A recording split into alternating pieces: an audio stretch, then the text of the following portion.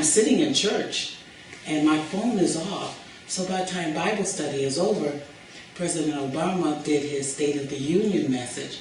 And so Pastor was doing that, and I said, let me pull out my phone. And my phone was blown out, and when I called, I said, what's going on? They said, Kay's died. I was having chest pains for a few hours earlier that day. But a week before that, I went to the doctor thinking I might have had bronchitis. I went to one hospital and I was very lethargic, and they told me a 4-hour wait. I waited about 45 minutes, and then I left, and I don't even remember getting to General Hospital. I was the charge nurse in charge on that day. The patient came in through triage, was triage appropriate in the back hallway.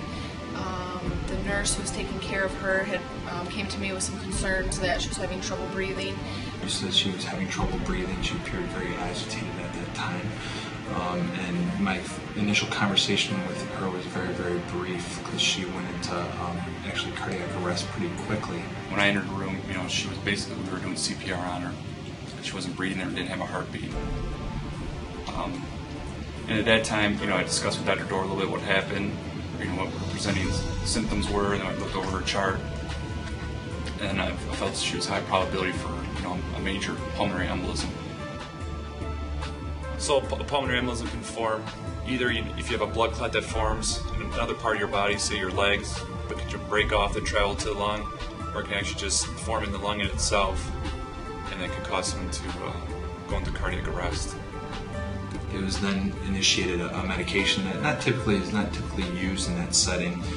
It is a known therapeutic measure, but oftentimes it's withheld because a lot of times we don't know what the true cause of them going into arrest are. It's called TPA, it's a thrombolysis, which then we gave, and CPR continued for approximately 45 minutes. It was a long process, but Because I think around 47, 48 minutes she opens her eyes, coughs, and all the machines come on, and she lived.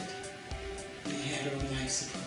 to have such a positive outcome, it's hard to say, well, I'll ever see anything like that again. But it's actually an absolute blessing that she recovered the way that she did. It's probably one of the most rewarding cases I've had since through my residency and my 3 years out as attending. So it was definitely rewarding. And I remember, right when we got her back, and she was on the ventilator at that time. It's the first time I met her mom.